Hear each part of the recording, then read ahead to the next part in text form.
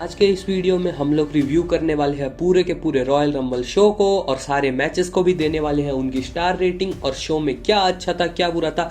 आइए आज के वीडियो में हम लोग सब कुछ बात करते हैं। Makes me more CM Punk than you. I don't give a damn what the Tribal Chief say. Show की शुरुआत की थी एक बहुत ही अच्छे सरप्राइज से, जो कि थे पैट मैकेफी। वो आए और उन्होंने अनाउंसर टीम को ज्वाइन किया था। तो शो की शुरुआत में ही इतना बड़ा सरप्राइज देकर ट्रिपल एच हमको ये बता देना चाह रहे थे कि आज शो में बहुत कुछ अच्छा होने वाला है। उसके बाद वुमेन्स रॉयल रंबल से भी काफी कमाल की चीजें निकली, कई सारे रिटर्न्स, कई सारे कमाल के स्पॉट। सबसे पहले कुछ स्पॉट्स की अगर मैं बात करूँ तो जो टिफनी स्ट्रैटन ने चोटी पकड़ ली थी बियांका ब्लेयर की, वो स्पॉट मुझे पर्सनली काफी ज्यादा पसंद आया था। उसके बाद जो कायरी सेन थी, वहां पे जो उन्होंने लटकने का ट्राई किया था, वो भी मुझे बहुत ही ज्यादा अच्छा स्पॉट लगा था। उसके बाद जेड कारगिल ने जो एलिमिनेट किया है नाया जैक्स को, वो भी मुझे काफी इंप्रेसिव लगा था। उसके साथ साथ अगर इस रॉयल रंबल की हम रिटर्न्स की बात करें तो रिटर्न्स में लिव मॉर्गन ने रिटर्न किया था। उसके बाद नेओमी भी यहाँ पे वापस आ चुकी थी। एनएक्सटी से भी हमें काफी सारे सुपरस्टार देखने को मिले और उन सबसे एक बड़ी चीज हमको देखने को मिली थी कि टीएनए की नॉकआउट चैंपियन भी इस मैच में आ गई थी। और यहाँ पे टीएनए की एक सुपरस्टार को भी काफी अच्छा ट्रीटमेंट मिल रहा था। ऐसा नहीं था कि वो दूसरी कंपनी की स्टार है तो उनको बरी कर दिया जाए, ऐसा यहाँ पे कुछ भी नहीं था। जेड कारगिल का डेब्यू देखने को मिला और उनको जो ट्रीटमेंट मिल रही है डब्ल्यूडब्ल्यूई की तरफ से, और डब्ल्यूडब्ल्यूई यूनिवर्स भी उन्हें काफी अच्छा ट्रीट कर रहा है। तो overall women's royal rumble match बहुत ही अच्छा लगा था मुझे। मैं इसको देना चाहूंगा 4 स्टार्स रेटिंग, और ये मुझे आज की रात का सबसे अच्छा मैच भी लगा था। नेक्स्ट मैच की अगर हम बात करें तो ये आता है फेटल 4-वे match Roman Reigns, AJ Styles, LA Knight और हमारे वाइपर रैंडी ओटन के बीच में for the WWE undisputed universal heavyweight championship. अब इस मैच की हाइप तो काफी ज्यादा बनाई गई थी, लेकिन अब अगर आपके सामने हमारे ट्राइबल चीफ रोमन रेंस हैं तो आपका कोई भी चांस नहीं है कि आप जीत सकते हो उनके सामने। फिर भी मैच काफी फास्ट पेस था। इसकी एंडिंग को छोड़ के अगर हम बाकी के मैच को देखें तो ये काफी अच्छा मैच चल रहा था। शुरुआत में ही सब लोग मिलकर रोमन रेंस पे अटैक करने की कोशिश किए, एक के बाद एक फिनिशर्स भी हमको देखने को मिले। बस मुझे एक बॉच का पॉइंट लगा जहां पे कि एक blunt force trauma LA knight ने थोड़ा सा जल्दी डिलीवर कर दिया था, जिसको कि शायद उनको थोड़ी देर बाद डिलीवर करना था। रैंडी ओटन की तरफ से हमें कमाल के आरकेओ देखने को मिले थे, वो टेबल स्पॉट भी मुझे काफी कूल लगा था। उसके बाद इसकी जो सोलो सिकोआ की इंटरफेरेंस थी वो भी ठीक ठाक थी, क्योंकि हर मैच में तो वो कॉमन ही होती है उनकी।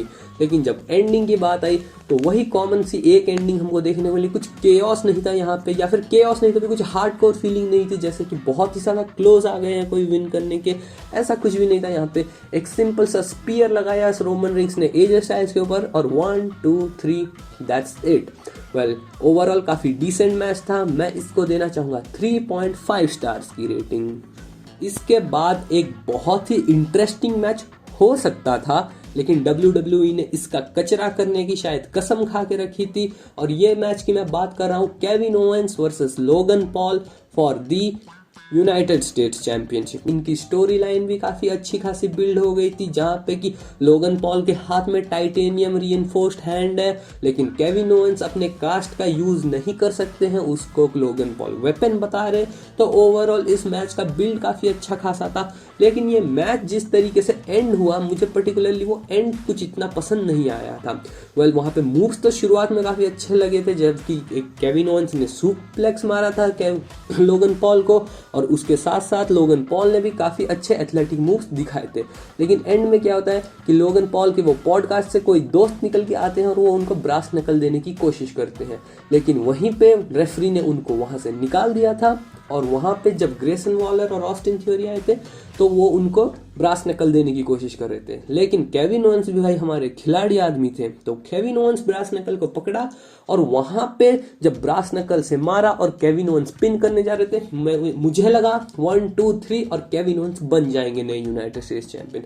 अगर ये चीज होती वहां पे मुझे कोई भी प्रॉब्लम नहीं थी, अगर लोगन पॉल जीतते तो भी मुझे कोई प्रॉब्लम नहीं। लेकिन क्या हुआ, हमारे जो रेफरी है, जिनका कि बाकी सारे मैचेस में दिमाग कहाँ पे होता है, घुटनों में होता है दिमाग, उनको बाकी मैचेस में कुछ भी पता नहीं चलता, लेकिन आज कहाँ से भगवान ने उन्हें दिव्य दृष्टि दे दी, पता नहीं कहाँ से उनको वो दिख गया कि लोग केविन ओवेंस के हाथ में ब्रास है और वहां से उनको पिन रोक लिया। और यहाँ पे मैं तारीफ करना चाहूँगा WWE की कि उन्होंने काफ़ी यूनिक वे ढूंढा इस मैच को एंड करने का। और जो वो कैमरा एंगल था, वहाँ पे केविन ओवेंस दिखाई दे रहे थे, वो पिन दिखाई देता, रेफरी का आंख दिखाई दे रहा था और वो ब्रास नकल तक दिखाई दे रहा था।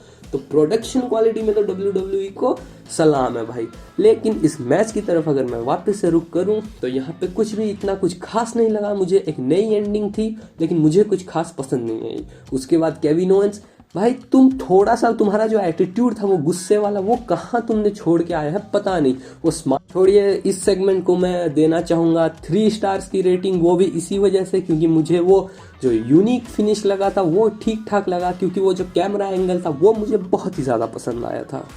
इसके बाद फाइनली हम लोग आते हैं मेंस रॉयल रंबल मैच की तरफ। अब मैं सीधे पहले ये क्लियर कर दूं कि मुझे वुमेन्स का रॉयल रंबल मैच ज़्यादा पसंद आया था एज़ कम्पेयर टू मेंस के रॉयल रंबल मैच से। शुरुआत में ही काफ़ी बढ़िया स्टोरी लाइन से शुरुआत की। जिमी ऊसो और जे ऊसो को सामने बिठा दिया था ट्रिपल एच ने, लेकिन उन्होंने इसमें ज़्यादा भी केओस नहीं दिया। मतलब कि उन्होंने डिश को चखने का तो मौका दिया लेकिन हमारा पेट नहीं भरने दिया था, और इसी को बोलते हैं परफेक्ट एग्जीक्यूशन। उसके बाद हमको कुछ एक सरप्राइज भी देखने को मिले, जैसे कि एंद्रादे, और फिर हमको देखने को मिले थे सैमी जेन भी। लेकिन लास्ट मोमेंट पे जब रिकोशिएट को नंबर 28 पे रिटर्न करवाया था तो मुझे उतना कुछ पसंद नहीं आया। और ओमोस, भाई आप तो पूरे साल जंगल में रहते हो, जैसे रॉयल रंबल आ गया, कोई बैटल रॉयल आ गया, आप लोगों को बुला लिया जाता है। मुझे इस चीज़ का कोई भी सेंस समझ नहीं आता है। चलो ठीक है, एक बार के लिए वो चीज़ पॉइंट आउट हो जाती है, लेकिन बार बार हमें ये चीज़ अच्छी नहीं लगती है। और यहाँ पे कोई पिछले बार जैसे गुंथर निकल के आए थे और इस बार ऐसा कोई मतलब एक ओजी परफॉर्मर नहीं निकल के आया था। मैंने प्रेडिक्ट किया था कि ड्रू मैकिंटायर आज के ओजी परफॉर्मर हो सकते थे, लेकिन पता नहीं उनके साथ भी क्या हुआ, उनको तो एक पप्पू तरीके से एलिमिनेट करवा दिया। ब्रॉन ब्रेकर भाई साहब जो इंप्रेसिव लग रहे थे इस मैच में, मतलब सबको उन्होंने लपेटे में ले लिया था। गुंथर के साथ उनका फेस ऑफ भी हुआ, लेकिन एट दी एंड क्या देखने को मिला, डॉम और निक दोनों ने मिलकर उनको एलिमिनेट कर दिया। इस मैच में एक और फैबुलस पॉइंट आया था R-Truth का, जब इन्होंने इसको टैग टीम मैच समझ लिया था। लेकिन एंड में जब बेस्ट इन द वर्ल्ड और अमेरिकन नाइटमेयर आमने सामने आए थे, तब इस मैच का असली मजा बाहर आया। वहाँ पे एक मोमेंट के लिए मुझे लग गया था कि आज तो CM पंक नहीं जीतने वाले हैं, क्योंकि जब उनकी फाइट शुरू हुई और जब वो इन डेप्थ जाते गए तो CM पंक के अंदर वो फ्रस्ट्रेशन हमको क्लियरली दिखाई दे रही थी। और इसीलिए उन्होंने जब वो स्टेटमेंट पास किया कि मैंने 10 साल तक इंतज़ार नहीं किया है कि मैं डस्टी के बेटे से हारूंगा, और ये स्टेटमेंट सुनने के बाद कोडी रोड्स का अंदर जो आत्मा आई और जो उन्होंने किया वो तो अब इतिहास बन चुका है। कोडी रोड्स 26 साल के बाद लगातार 2 बार रॉयल रंबल जीत चुके हैं और अब वो रेसलमेनिया को मेन इवेंट करने वाले हैं। मैं पर्सनली बोलूँगा कि मुझे चाहिए था कि CM पंक जीते, CM पंक जाए और CM पंक सेथ रॉलिंस के साथ लड़े, लेकिन अभी यहाँ पे ऐसा तो नहीं हुआ है। लेकिन फिर भी ओवरऑल मुझे काफ़ी ठीक ठाक ही लगा ये मैच। कुछ out of the world wow जैसे रूमर्स आ रहे थे वो वैसा कुछ भी नहीं हुआ, लेकिन ओवरऑल एक डिसेंट प्रोडक्ट प्रोवाइड किया गया था हमको। तो ओवरऑल मैं इस मैच को देना चाहूँगा 3.5 स्टार्स की रेटिंग। और आप लोगों की रेटिंग अब मैं जानना चाहूँगा कमेंट सेक्शन में, तो आप लोग अपनी अपनी कमेंट रेटिंग मुझे, अब मैं आप लोगों की भी रेटिंग्स जानना चाहूँगा कमेंट सेक्शन में। आप लोग अपने मैचेस के रेटिंग्स लिख के बताइए मुझे, और मैं आपसे मिलूँगा नेक्स्ट वीडियो में। तब तक के लिए बाय बाय।